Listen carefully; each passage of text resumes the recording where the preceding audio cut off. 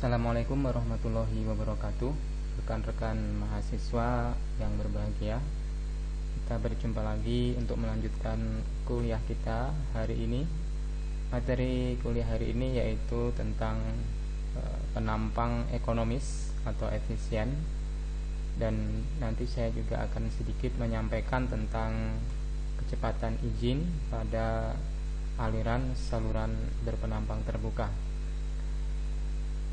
Rekan-rekan mahasiswa, kalau kita melihat atau mendengar istilah ekonomis, itu identik dengan sesuatu yang memiliki nilai hemat ya, ataupun murah, tetapi tidak berarti murahan.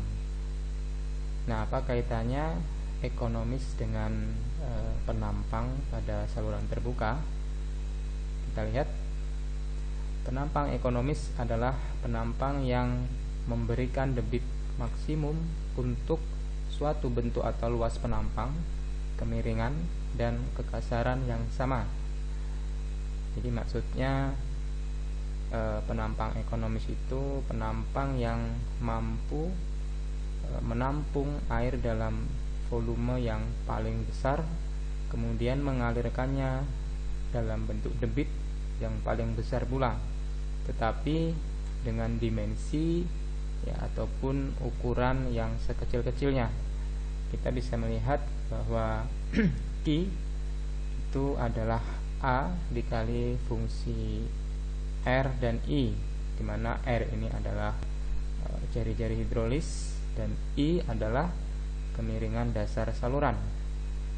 Kemudian P adalah keliling basah ya, dan dari P yang minimum itulah maka akan diperoleh R maksimum.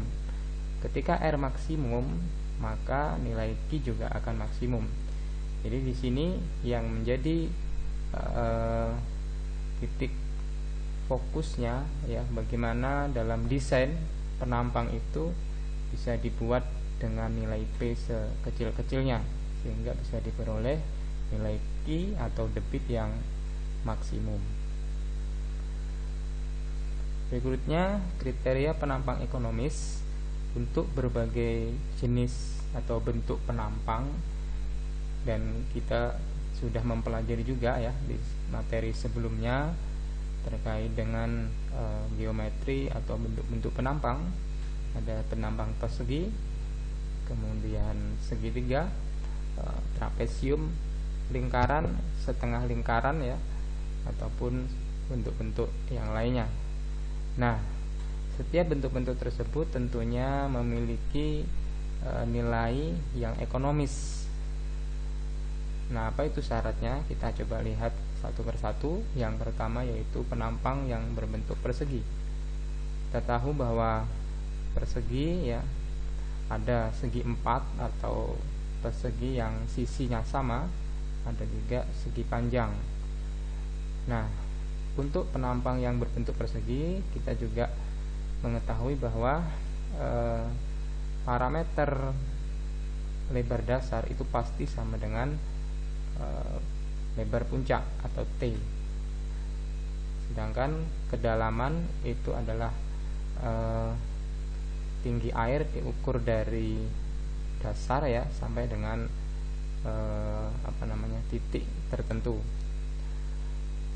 Dan syarat penampang ekonomis untuk persegi ini, B sama dengan 2 kali Y atau Y sama dengan setengah B ya, berarti sama dengan juga T ya. B sama dengan T sama dengan 2 kali Y,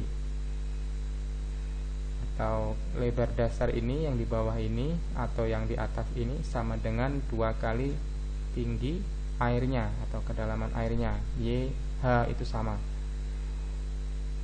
Jadi dari sini kita juga bisa mensubstitusi ya persamaan ini ke dalam persamaan unsur-unsur geometri penampang persegi yang lain. Misalkan A nya bisa kita cari dengan mensubstitusi ini P ya, ataupun R nya kita juga bisa hitung.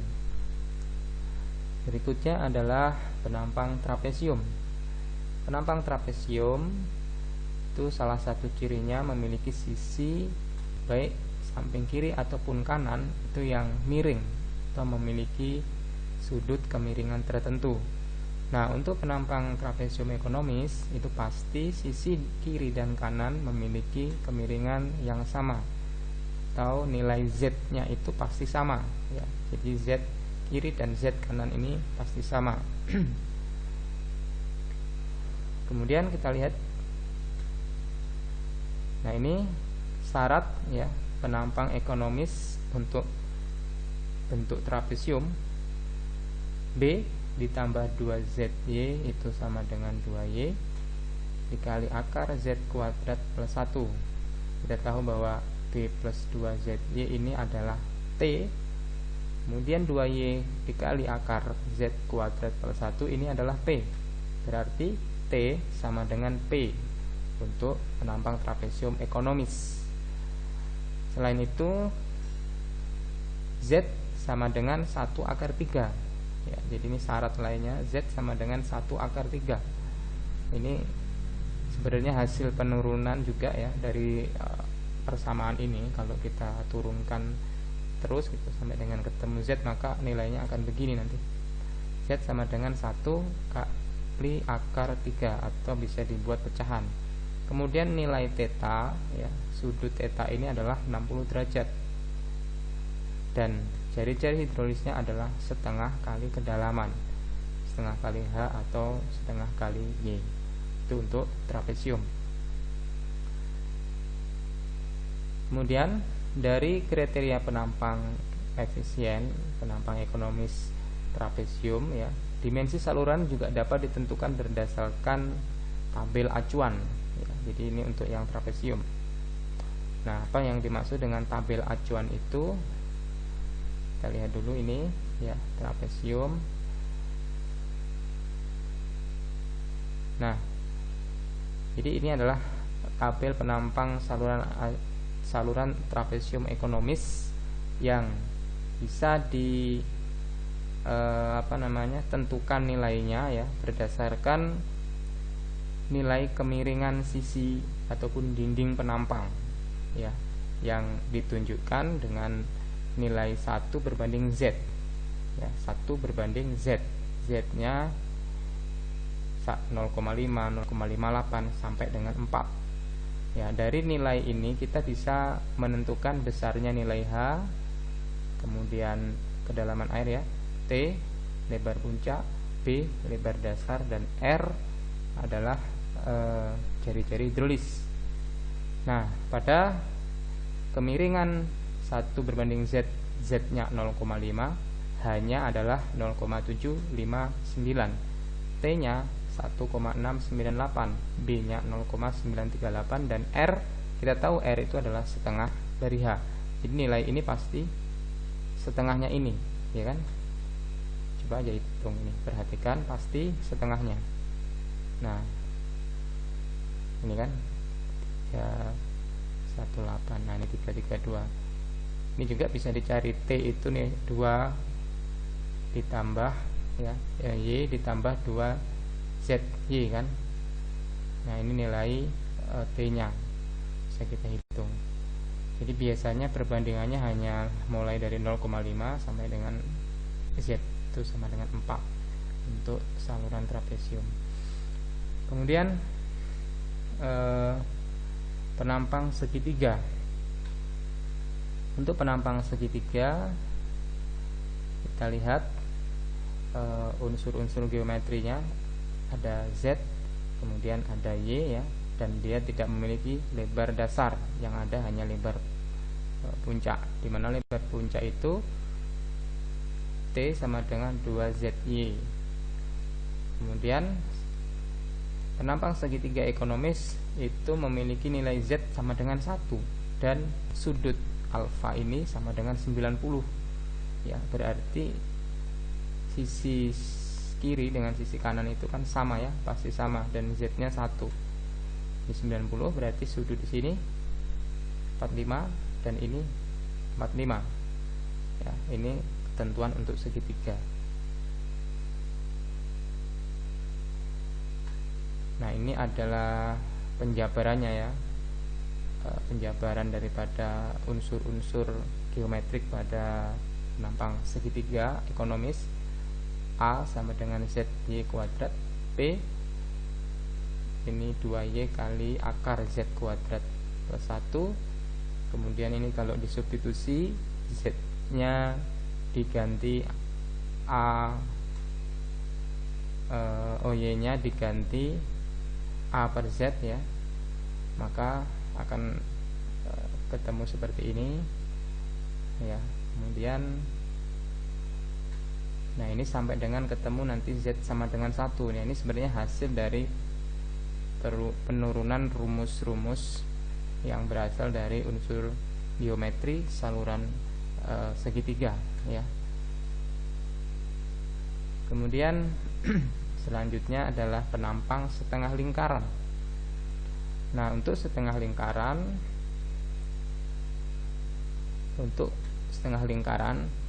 penampang ekonomis itu syaratnya adalah R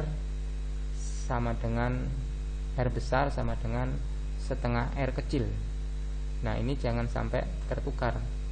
Apa R besar, apa itu R kecil ya. Nah, ini kan dari gambar penampang ini terlihat, ini R itu artinya jari-jari lingkaran. Kalau D diameter, berarti R kecil itu setengah D. Tapi ada R besar. Nah, R besar dari awal itu sudah disebutkan adalah nilai jari-jari hidrolis, atau perbandingan antara luas penampang berbanding dengan keliling basah. Jadi jari-jari hidrolis itu nilainya adalah setengah R supaya ekonomis pada saluran penampang lingkaran, dan P nya adalah pi dikali R. Itu untuk penampang setengah lingkaran. Kalau lingkaran bagaimana? Ya, lingkaran tidak ada bentuk lain, namanya lingkaran itu pasti sudutnya 360 derajat, tidak lonjong ya, tidak oval, tapi ya melingkar, benar-benar lingkaran dengan sudut 360 derajat. Berikutnya ini sedikit tambahan sebenarnya ya untuk kecepatan izin saluran pada penampang terbuka. Dalam mendesain saluran biasanya ditentukan berdasarkan metode kecepatan izin dan kriteria penampang ekonomis. Kecepatan izin itu berdasarkan jenis material saluran ya, jadi maksudnya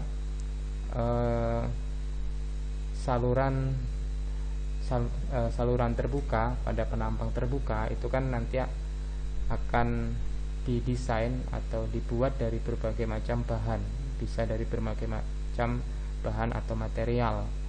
Nah, misalkan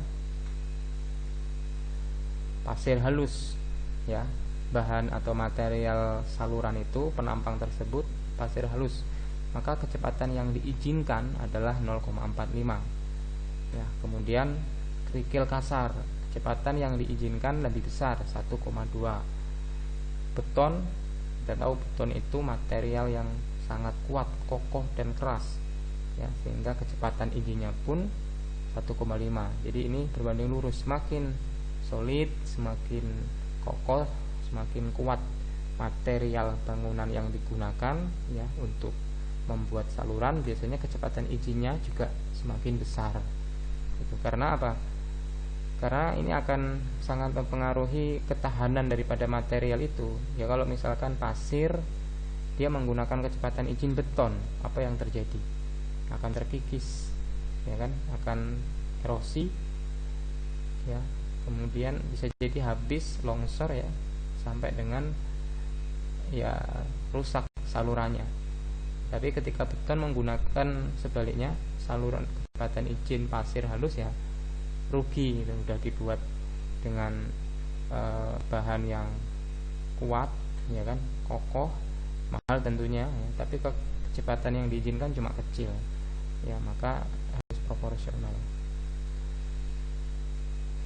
Prosedur desain ya secara umum, yang pertama hitung luas penampang desain AD bisa dihitung dengan Q desain dibagi V izin, ya, berdasarkan tabel tadi. Kemudian hitung A ekonomis, luas penampang ekonomis, ya, ini digunakan berdasarkan kriteria penampang ekonomis sesuai dengan bentuk penampang masing-masing yang akan dipakai di lokasi atau di area yang akan dibuat saluran. Kemudian buat persamaannya, ya, desain dengan A ekonomis, ya, dicari parameter-parameternya sehingga nanti didapat nilai B dan Y. Kemudian jangan lupa menghitung jagaan freeboard atau wicking, ya, pada saluran penampang tersebut. Nah, apa itu jagaan atau freeboard? Jadi kalau ini saluran berpenampang berbentuk trapesium, ini kedalaman air, ya, estimasinya, maka jangan sampai penampang itu hanya sampai di sini bangunannya, desainnya harus dilebihkan. Nah, kelebihan inilah yang disebut dengan freeboard atau way, ya. Jadi ini untuk jaga-jaga, tinggi jagaan. Seandainya ada debit kritis, ya, curah hujan ekstrim, debit ekstrim, ya, maka masih bisa menjaga supaya tidak ada luber, supaya tidak ada limpasan keluar, gitu maksudnya. Nah, W ini nilainya adalah akar 0,5 Y. Ya, ini juga bisa kita lihat dari referensinya itu dari Kementerian Pekerjaan Umum dan Perumahan Rakyat. Biasanya mereka juga punya standar W, ya. Itu mungkin tidak jauh beda juga dengan akar 0,5 Y ini.